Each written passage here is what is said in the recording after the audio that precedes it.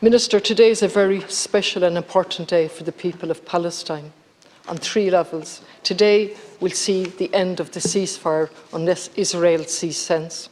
Today and every year since 1977, following the General Assembly decision, we have a solidarity day with the people of Palestine. That in itself tells you something. And on this day, 76 years ago, in 1947, the General Assembly adopted the resolution of the partition of Palestine, a decision that saw a 2-state solution put forward as the only solution. And we see the actions and the war of Israel has put an end to a 2-state solution. Not alone are they saying that history started on the 7th of October when Hamas, which I have condemned without hesitation, attacked Israel, and they have persisted with a narrative of self-defense. That has been called by the General Secretary of the UN he called the killing of civilians that is unparalleled and unprecedented. 14,800 Palestinians, and that's an underestimated, are reported killed. A substantial number of them are children. 1.7 million displaced. Along with that, the story that's not been reported at all, the West Bank. And if we take West Bank and East Jerusalem together, they're 10% less the size of County Galway. And in that population, we have 3 million people. 700,000 Israeli settlers are in there now in 279 settlements, making a 2-state solution impossible, or nigh to impossible. Since the 7th of October, 240 people have been killed by mostly settlers in the West Bank, parallel with the slaughter that has taken place in Palestine, Gaza. And I'm here today to say we have to use our voice and not speak out of 2 sides of our mouth or 6 sides of our mouth, as has been happening. And I have praised the Taoiseach and the Taoiseach for their initiative, but that has not continued. We need a ceasefire, full stop. We need to call out Israel for what they're doing, and that is the Israeli government and a Prime Minister who's been there for almost 16 years out of 27 years as a Prime Minister, absolutely leading slaughter and the dehumanising language that's going along with that. Am I over time? Thank you, Ken Corley. Minister, please. Thank you, Deputy, and thank you for raising this issue. I too want to join you in condemning the actions of Hamas, a terrorist organisation who brutally murdered innocent civilians. I too want to call for a ceasefire.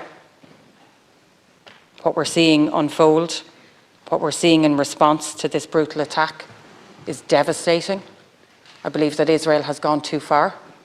I've said time and time again, and I think I join with all colleagues here, that they must respond within international law. They must respond within humanitarian law, and what we're seeing does not seem to be in line with that. We've provided additional funding for the International Court. 1.3 million is what would be provided on an annual basis. We've provided 3 million in additional funding for this year to make sure that those who are responsible, potentially, for any crimes, that they're held accountable.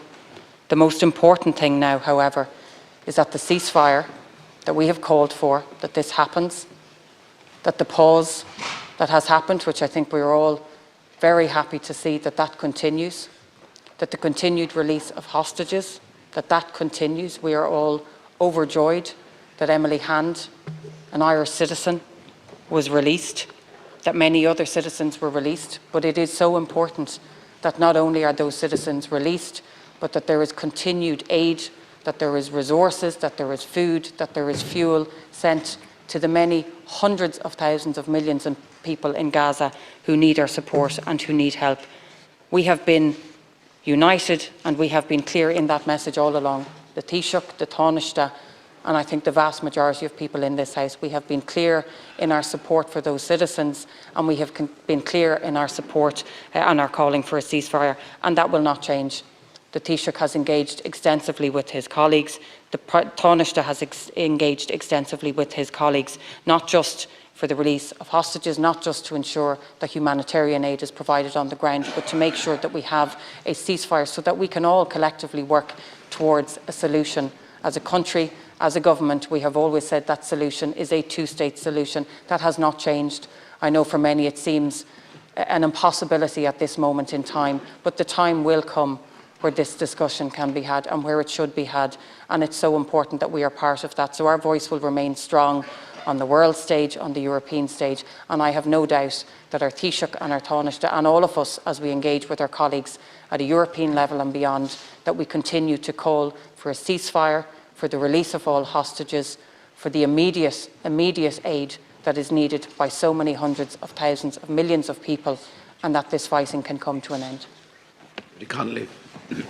Minister, I've done my best in 3 minutes to give you a background, and still you stand up and condemn Hamas without condemning what the Israeli army are doing or the government. That's talking out of 6 sides. I did listen. You have not condemned the actions of Israel nor the army. Let me quote to you in the time I have. 36 UN experts raised the alarm about the risk of genocide on the 16th of November. Professor William Shabbos, a professor of international law, also raised what was happening in terms of genocide. Going back, Amnesty told you, and nobody has come back in relation to the report, that Israel are operating an apartheid system. The UN Watch, the Human Rights Watch, has told you repeatedly what's happening there. I'm outlining to you what's happening in the West Bank that's gone under the radar completely. And we have Israel that's waiting for the shaking of the heads tells its own story when you cannot listen to facts. I'm sticking to facts. Israel can't wait to go back on the pretense of getting rid of Hamas, and what they're really doing is destroying Palestine and the Palestinian people while you nod and shake your heads in relation to it. It is time to stand together and make words mean something. Stop the slaughter and have a ceasefire that allows for a plan, a comprehensive peace plan. That's the very least that this neutral country should be doing. Minister, please. And I think that's what I've just done. I think that's what I've said a number of times in my short contribution, that we as a country, one of the first countries to call for a ceasefire. We have consistently called for a ceasefire. We have consistently repeated that what Israel is doing is going too far. We have consistently said that they have a right to defend themselves. It is not for us in this chamber to decide that. It is not for us in this chamber to decide that. We have provided funding to the experts who will decide this. The most important thing here is that hostages are released, that the hundreds of thousands of innocent civilians receive the aid that they need, and that this fighting stops. That is what we all want in this chamber. The only way that that will happen is if we continue to call for a ceasefire, if we use our voice, and as small as we might be, I think our voice has always been strong on these issues around the table. If we continue to use our voice in the way that we have, that is the only way in which this fighting will stop. And we will be sure to be around the table when it does, to make sure that a solution that focuses on peace, that is the way forward.